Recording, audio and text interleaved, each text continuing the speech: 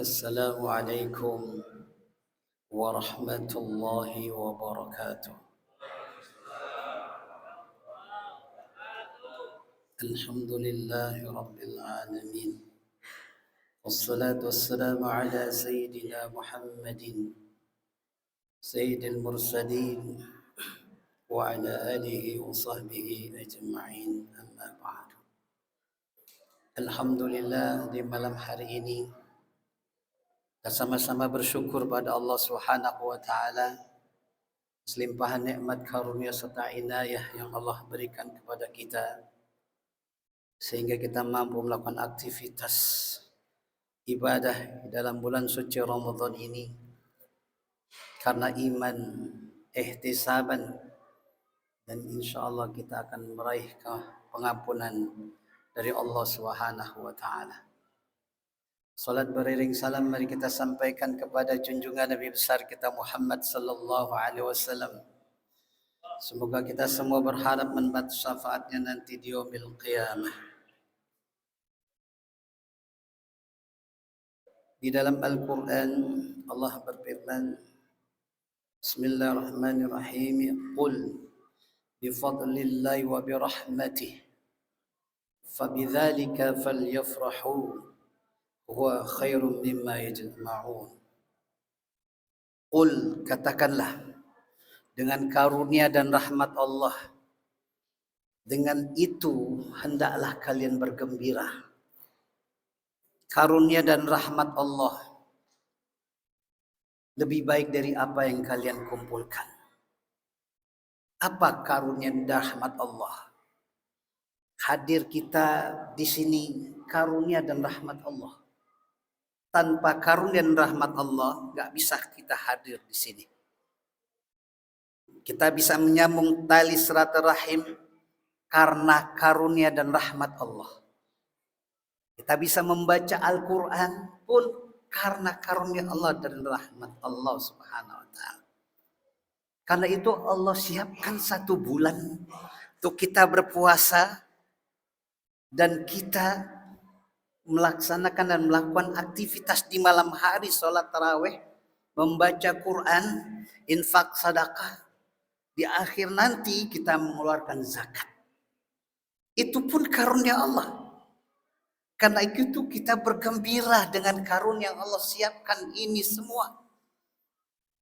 Karena kita seorang manusia yang penuh dosa, kehilapan, nggak luput dalam kehidupan kita. Kullu bani Adam khata'una khairul khata'ina tawwabun. Setiap anak Adam punya salah. Sebaik-baik yang bersalah adalah bertobat kepada Allah. Karena itu manfaatkan bulan suci Ramadan ini untuk membakar segala dosa-dosa kita. Di dalam kitab Irsyadul Ibad ila Sabilir Rasyad halaman 92 ada hikayat menceritakan, mengkisahkan. Ada seorang anak muda yang gak pernah beribadah dalam hidupnya. Gak pernah ke masjid, gak pernah puasa sunnah, baca Quran apalagi. Gak melakukan aktivitas-aktivitas ibadah yang membuat Allah cinta kepadanya. Tetapi tatkala memasuki ibadah Ramadan,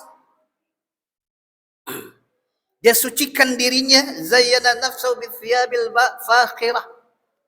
Dia hiasi dirinya dengan pakaian yang bagus-bagus, dengan wangi-wangian. Lantas dia melakukan aktivitas ibadah Ramadan, berpuasa. Dan dia lakukan qiyamul lail, salat tarawih, salat tahajud, membaca Quran. Ditanya sama seorang ahli ilmu, kebenaran hidup di tengah ahli ilmu, orang-orang ulama. Apa yang kamu lakukan ini? Kok nggak biasa-biasa aja? Di luar Ramadan kamu bengal banget. Nggak pernah sholat, nggak pernah ibadah. Tapi setelah masuk Ramadan, apa yang jawaban dia? Hadza syahru tauba war rahma wal barakah. Asallahu an yatajawaza anni fi fadlihi. Ini bulan taubat. Ini bulan rahmat, ini bulan berkah. Dengan bulan ini semoga Allah ampuni segala dosa-dosa yang aku lakukan. Allah takdirkan beliau meninggal dunia sebelum selesai Ramadan. Seorang ahli ilmu bermimpi dan bertanya, "Ma fa'alallahu bik?" Apa yang Allah lakukan kepada kamu? Dia jawab apa? "Ghafarali li hurmati syahri Ramadan, ghafarallahu lana wa li jami'il muslimin." Allah mengampuni dosaku karena aku menghormati bulan suci Ramadan dengan melakukan aktivitas ibadah Ramadan. Dan Allah mengampuni kita semua kaum muslimin yang melakukan ibadah Ramadan karena iman wahtisaban.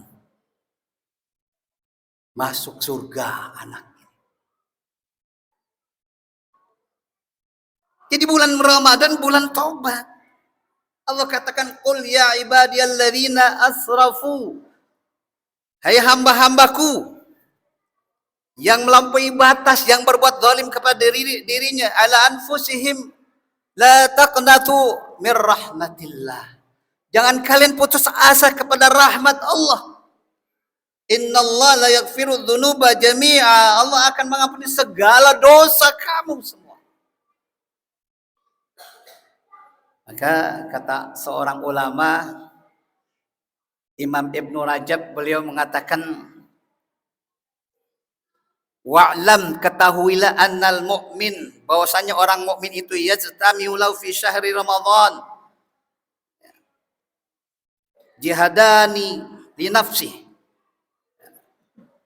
Ketahuilah bahwa orang mukmin itu di dalam bulan suci Ramadan mengumpulkan dua jihad dalam dirinya.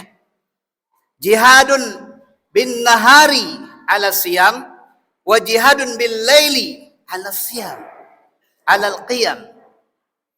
Jihadun bin nahari ala siyam, jihad di siang hari dengan puasa.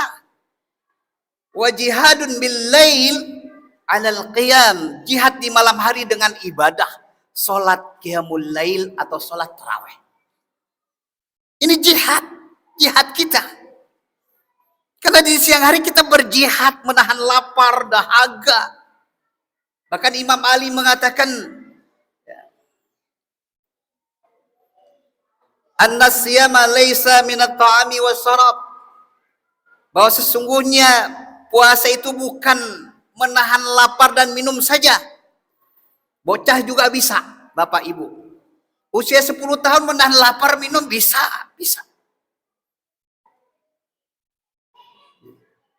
Tetapi walakin minal kadhib wal batil wal laghwi. Tetapi hendaknya menghilangkan kata-kata dusta dalam diri dan berbuat batil, menyia-nyiakan diri, serta perbuatan yang laghwi, yang menyia-nyiakan waktu kita. Isi Ramadan ini di siang hari dengan apa? Menahan diri. Jangan marah-marah. Di siang hari teriak-teriak. Anaknya nggak mau beliin cabai, marah-marah. Habis kebun binatang keluar semua. Karena itu, Nabi katakan, "As-siyamu junnah, fala yarfuth wa la yajhal. Wa ini murun ma qatalahu aw syatamahu ini ra'in." Kata Nabi, puasa itu tameng, penghalang dari api neraka. Fala yarfuth wa la yajhal, jangan kamu berkata keji dan berbuat bodoh di siang hari. Tahan nafsu kita. Karena itu jihad bersungguh-sungguh kita untuk menjadi hamba Allah yang benar-benar puasanya karena Allah dan iman wahtisaban.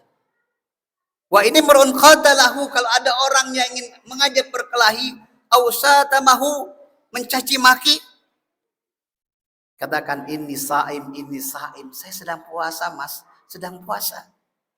Ntar habis lebaran nggak apa-apa deh. Bukan begitu.